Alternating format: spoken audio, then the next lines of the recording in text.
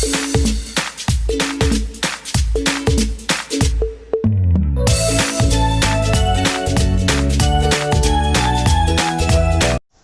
बच्चों, कैसे हो आप सभी। तो हम आज देखेंगे डी मॉर्गन लॉ। इसे कैसे प्रूव किया जा सकता है। तो डी मॉर्गन लॉ में हमारा क्या है कि ए यूनियन बी का जो कॉम्प्लीमेंट है वो बराबर होता है ए के कॉम्प्लीमेंट का। अगर हम इंटरसेक्शन लेते हैं सेट बी के कॉम्प्लीमेंट के साथ, ठीक है। वही इसका दूसरा लॉ बोलता है कि अगर हम ए और बी सेट के इंटरसेक्शन का होल कॉम्प्लीमेंट लेते हैं तो ये जो चीज आएंगी वो बराबर होगी किसके, A complement union B complement के, ठीक है।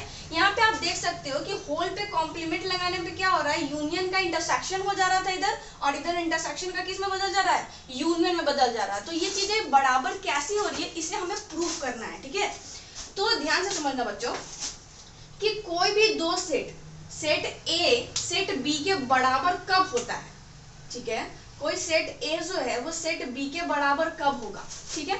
इस चीज को समझिएगा क्योंकि हमें प्रूफ करना है कि ये जो सेट है वो इसके बराबर है। तो इसके लिए हमें क्या करना पड़ेगा, इस चीज को देखो। मान लो कोई एक्स एलिमेंट है जो सेट ए को बिलोंग कर रहा है, ओके, एंड यही एक्स एलिमेंट बी को भी बिलोंग कर रहा है। तो हम कह सकते हैं कि ए सेट जो है वो बी का सबसेट है, क्योंकि सेट ए में जो एलिमेंट है वो सारे एलिमेंट बी में भी है, राइट। वही अगर मैं कहूँ कि कोई y एलिमेंट है जो b को बिलोंग कर रहा है और y जो है वो a सेट को भी बिलोंग कर रहा है, तो हम यहाँ से कह सकते हैं b is the subset of a set, right. तो a b का सबसेट है और b a का सबसेट है। ये तभी हो सकता है जब दोनों सेट्स आपस में क्या हो, इक्वल सेट्स हो, ठीक है। इस चीज को देखो एग्जाम्पल से। कोई सेट a है जिसमें दो एलिमेंट है a, b। कोई सेट B है जिसमें भी दो एलिमेंट है A, B। क्या ये दोनों सेट इक्वल है आपस में? बिल्कुल इक्वल है, क्योंकि दोनों में वही एलिमेंट है, सेम एलिमेंट है, नंबर ऑफ एलिमेंट भी इक्वल है। तो A और B तो इक्वल सेट है। यहाँ पे देखो A B का सबसेट होगा, बिल्कुल होगा, होगा या नहीं होगा, क्योंकि A सेट में जो दो एलिमेंट प्रेजेंट है वो B में भी प्रेजेंट है। अगर मैं बोलूँ कि B A का सबसेट होगा, बिल्कुल होगा। B में जो दो एलिमेंट दिख रहे हैं वही A में दिख रहे हैं, तभी ये दोनों सेट आपस में इक्वल है, ओके। नहीं तो ऐसा कोई सेट हो ही नहीं सकता है जो A B का सबसेट हो और उसका उल्टा भी पॉसिबल हो, ठीक है। ऐसा पॉसिबल ही नहीं है, ठीक है। ये तभी दोनों कंडीशन तभी फुलफिल होगा, तभी ट्रू होगा जब हमारा दोनों सेट्स क्या हो, आपस में इक्वल सेट्स हो। तो हमें यहाँ पे क्या करना है, इस सेट को इसके बराबर प्रूफ करना है, राइट। तो ये प्रूफ करने के लिए हमें प्रूफ करना पड़ेगा कि ये इसका सबसेट है, वहीं ये इसका सबसेट है, ठीक है। जब दोनों एक दूसरे के सबसेट होंगे तभी जाके क्या होंगे, आपस में इक्वल सेट होंगे, ठीक है। तो ये चीज ध्यान रखना, ठीक है, कि हमें प्रूफ क्या करना है कि ये हमारा इसका सबसेट हो और ये हमारा इसका सबसेट, ठीक है। चलिए नेक्स्ट हमें देखते हैं इसे प्रूफ करने के लिए और कुछ जरूरी बात जो आपको जाननी जरूरी है, ठीक है। इसके प्रूफ को देखने से पहले, ताकि आपको समझ में आए, रटना ना पड़े प्रूफ की कैसे हो गया, बस रट लो, ऐसे वैसे हो गया, बस खत्म। अब देखो कॉम्प्लीमेंट तो हम पढ़ चुके हैं। अगर कोई एक्स एलिमेंट है वो ए को बिलोंग कर रहा है, कोई दिक्कत नहीं है।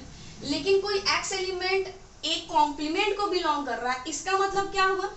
तो कॉम्प्लीमेंट का मतलब हम तो समझ ही चुके थे, क्या होता है कॉम्प्लीमेंट मतलब यूनिवर्सल सेट में से ए सेट के सारे एलिमेंट को हटा देना है, नहीं तो बाकी के जो बचे हुए एलिमेंट होंगे वो क्या होगा, हमारा ए कॉम्प्लीमेंट का एलिमेंट होगा। तो हम यहाँ पे ये नहीं बोल सकते हैं कि एक्स जो है वो सेट ए को बिलोंग नहीं करेगा, बिल्कुल नहीं करेगा, क्योंकि ए को तो माइनस कर दिया गया ना, ए को हटा दिया। ए सेट में जो भी एलिमेंट है उसको छोड़ के बाकी सारे एलिमेंट हो सकते हैं, बस सेट ए के एलिमेंट नहीं होने चाहिए, राइट।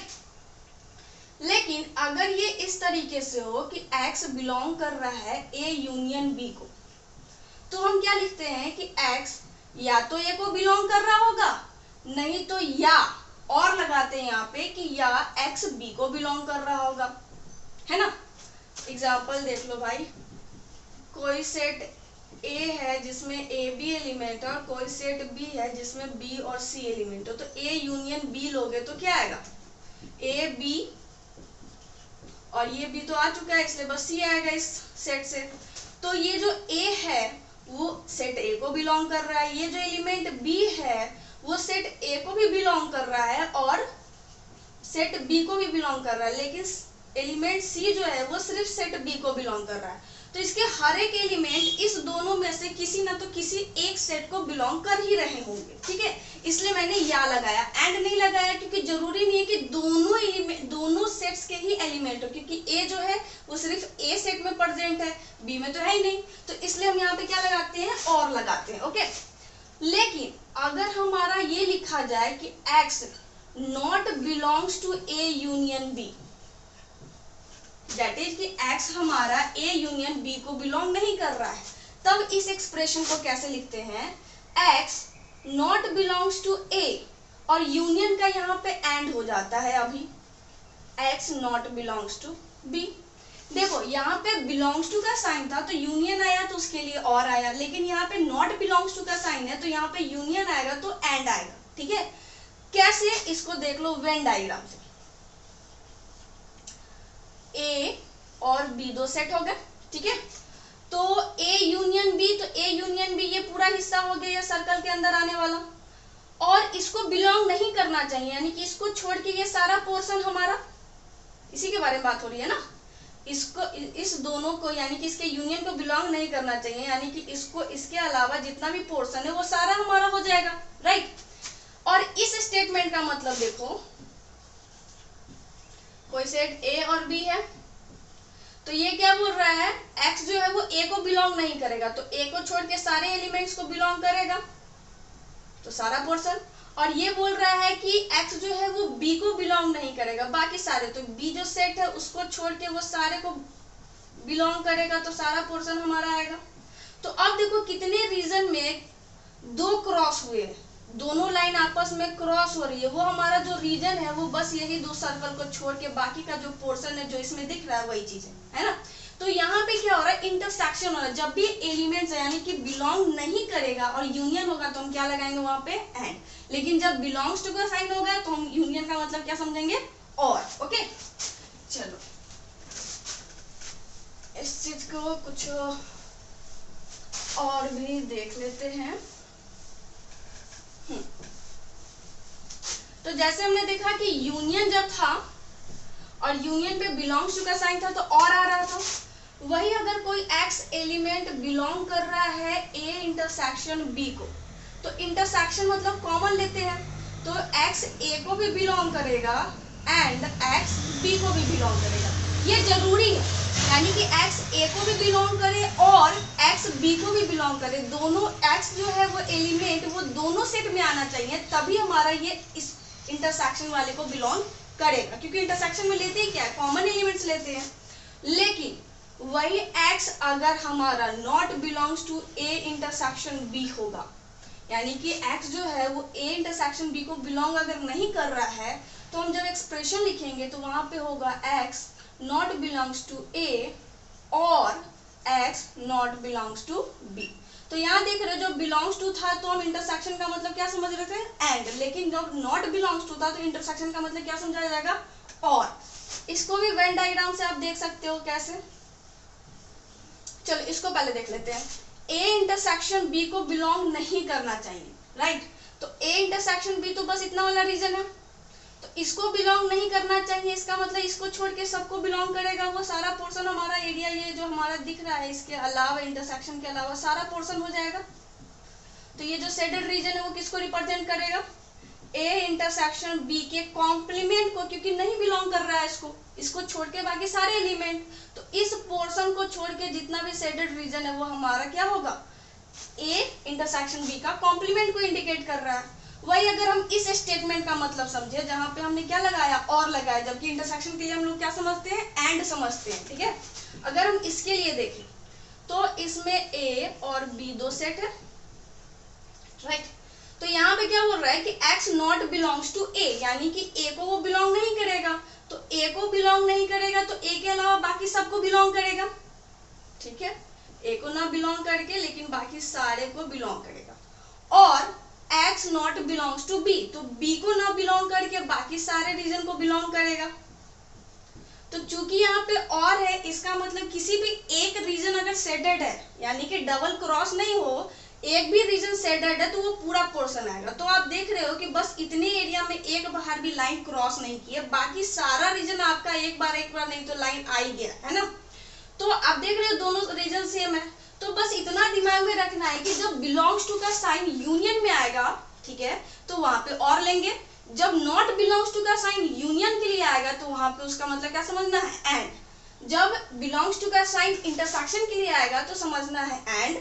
जब नॉट बिलोंग्स टू का साइन इंटरसेक्शन के लिए आएगा तो समझना है और। ठीक है, इन बातों को ध्यान में रखिएगा, तभी जाके आप प्रूफ को समझ पाओगे और कर पाओगे अपने मन से, बिना याद किए हुए। एक लाइन भी आपको याद करने की जरूरत नहीं पड़ेगी। चलिए, तो अब मान लेते हैं लेट x कोई एलिमेंट है, हम यहाँ मान रहे हैं कि x कोई एलिमेंट है जो बिलोंग कर रहा है किसे, ए यूनियन बी के कॉम्प्लीमेंट को, इसको बिलोंग कर रहा है।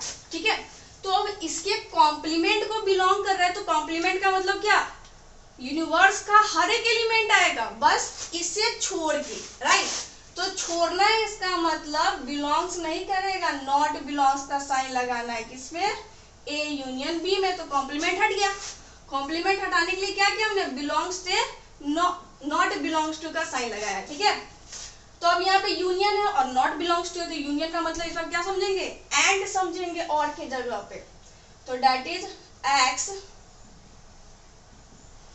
Not belongs to A and x not belongs to set B. Okay, तो हम इसको ऐसे लिख सकते हैं, नॉट बिलोंग्स टू लिखा हुआ है तो ए को बिलोंग नहीं कर रहा है, इसका मतलब एक्स किसको बिलोंग करेगा, ए के कॉम्प्लीमेंट को बिलोंग करेगा, राइट। और यहाँ पे x अगर b को बिलोंग नहीं कर रहा है तो x b के कॉम्प्लीमेंट को तो बिलोंग करेगा ही करेगा। अब यहाँ पे बिलोंग्स टू का साइन है और एंड है, तो एंड का मतलब क्या हम लेंगे, intersection, that is x belongs to a का कॉम्प्लीमेंट इंटरसेक्शन b का कॉम्प्लीमेंट। तो अब यहाँ पे देखो, हमें सबसेट प्रूफ करने के लिए प्रूफ करना था कि इसका जो एलिमेंट है वो इसका भी एलिमेंट है। अब x इसका एलिमेंट हमने माना था और x इसका एलिमेंट आ रहा है, तो हम यहाँ से कह सकते हैं a यूनियन b का कॉम्प्लीमेंट जो है वो सबसेट है किसके, a complement intersection b complement का। ओके, अब हम इसका उल्टा प्रूफ कर देना है कि ये इसका भी सबसेट है, तो दोनों सेट्स क्या होंगे आपस में इक्वल होंगे। तो चलिए उसको भी देख लेते हैं। तो अब फिर से मान लेते हैं लेट y कोई एलिमेंट है, रिवर्स में चलना है तो इसके लिए मान रहे हैं, जो कि बिलोंग्स कर रहा है किसे, a complement intersection b complement को। ओके, तो अब बिलोंग कर रहा है किसे, a complement intersection b complement को। बिलोंग का साइन है और इंटरसेक्शन है, तो इसका मतलब हम क्या समझेंगे, इंटरसेक्शन को एंड लेंगे। तो y बिलोंग करेगा a complement and y belong करेगा b कॉम्प्लीमेंट को, राइट। अब कॉम्प्लीमेंट है तो कॉम्प्लीमेंट अगर हटाओगे तो बिलोंग्स टू से क्या जाएगा, नॉट बिलोंग्स टू। तो that is y not belongs to set A and y not belongs to set b। अब नॉट बिलोंग्स टू है और एंड आया है दोनों के बीच में, तो एंड आया और नॉट बिलोंग्स टू, इसका मतलब क्या लेना है, यूनियन लेना है, that is y belongs to not belongs to A union B. ठीक है, तो एंड का मतलब इस बार यूनियन समझा गया, क्यों, नॉट बिलोंग्स टू साइन के कारण। ठीक है, तो y तो a यूनियन b को बिलोंग नहीं कर रहा है, इसका मतलब y जो है वो बिलोंग करेगा किसे, a यूनियन b के कॉम्प्लीमेंट को, राइट। तो अब देखो y जो है वो a complement intersection b complement को बिलोंग कर रहा था और y जो है वो a यूनियन b के कॉम्प्लीमेंट को भी बिलोंग कर रहा है। इसका मतलब हम कह सकते हैं कि a का complement intersection with b complement is the subset of a union b का होल कॉम्प्लीमेंट, राइट। तो अब यहाँ पे देखो, ये सेट इसका कॉम्प्लीमेंट है, वही यहाँ पे उल्टा या ये सेट इसका सबसेट है और ये सेट इसका सबसेट है।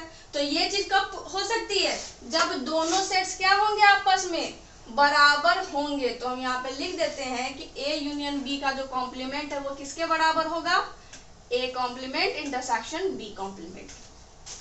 समझ में आई बात। तो ये तो हमारा पहला सा लॉ था डी मॉर्गन का। तो अब दूसरा वाला भी हम इसे प्रूव कर लेते हैं बिल्कुल इसी तरह से आसानी से।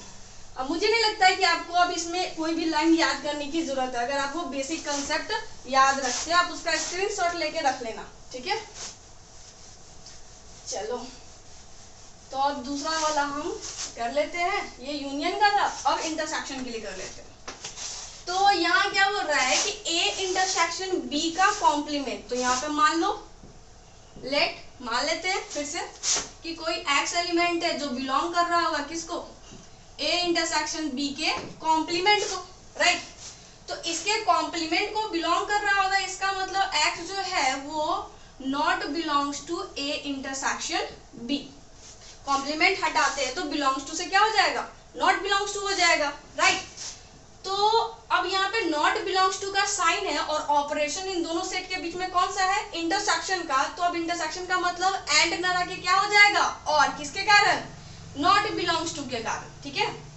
तो x not belongs to a और x not belongs to set b, right. अब x a को बिलोंग कर नहीं रहा है, तो x a को बिलोंग नहीं कर रहा है, इसका मतलब x किसको बिलोंग करेगा, a के कॉम्प्लीमेंट को, राइट। बिलोंग्स टू हटाया तो कॉम्प्लीमेंट लगाया। और x b को बिलोंग नहीं करेगा तो x किसको बिलोंग करेगा, b के कॉम्प्लीमेंट को, राइट। तो अब यहाँ पे और लगा है और बिलोंग्स टू है, तो इस और का मतलब क्या होगा, यूनियन होगा। तो दैट इज x बिलोंग करेगा a के कॉम्प्लीमेंट यूनियन b के कॉम्प्लीमेंट को। तो अब यहाँ पे देखो x इस सेट को भी बिलोंग कर रहा था, x इस सेट को भी बिलोंग कर रहा है, इसका मतलब ये सेट इसका क्या होगा, सबसेट होगा। तो हम कह सकते हैं a इंटरसेक्शन b का whole complement is the subset of a complement union with b complement, okay. अब इसका हमें उल्टा प्रूफ कर देना है, ओके। तो उल्टा में फिर से हम मान लेंगे कोई y एलिमेंट को, लेट y बिलोंग्स टू, तो अब उल्टा लेना है, इसके लिए हम लेंगे और इसको इसका सबसेट प्रूफ करेंगे। अभी क्या किया है, इसको सबसेट प्रूफ किया है, तो अब इसका रिवर्स में चलेंगे। तो y बिलोंग्स कर रहा है किसको, a complement union b complement को। तो यहाँ पे बिलोंग्स कर रहा है तो बिलोंग कर रहा है और यूनियन है, राइट। बिलोंग कर रहा है और किस ऑपरेशन का यूज हो रहा है, यूनियन का। तो इस यूनियन का मतलब क्या होगा, और। तो y belongs to a complement और y belongs to b complement, right. चलो y, अब देखो कॉम्प्लीमेंट हटाने के लिए क्या करना पड़ेगा, बिलोंग्स टू से नॉट बिलोंग्स टू, यानी कि अब y a को बिलोंग नहीं कर रहा है, या फिर y b के भी कॉम्प्लीमेंट को हटाने के लिए बिलोंग को किस में चेंज करना पड़ेगा, नॉट बिलोंग में। अब नॉट बिलोंग्स टू है और है, तो इस और का मतलब क्या होगा, इंटरसेक्शन।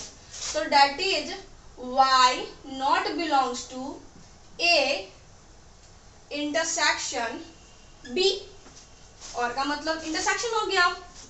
अब नॉट बिलोंग्स कर रहा है तो नॉट बिलोंग को हटाने के लिए क्या करना पड़ेगा, कॉम्प्लीमेंट डालना पड़ेगा। तो y किसको बिलोंग कर रहा होगा, a इंटरसेक्शन b के होल कॉम्प्लीमेंट को।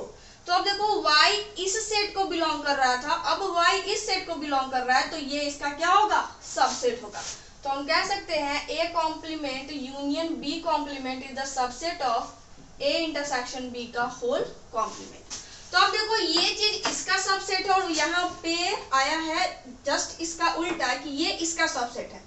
तो ये चीज कब हो सकती है, जब दोनों सेट्स क्या होंगे, आपस में इक्वल सेट्स होंगे। दैट इज हमें यहाँ पे प्रूफ हो गया हमारा कि ये दोनों सेट क्या है, a इंटरसेक्शन b का अगर आप होल कॉम्प्लीमेंट करते हैं तो वो a intersection union b complement के बराबर होगा। आई बात समझ में।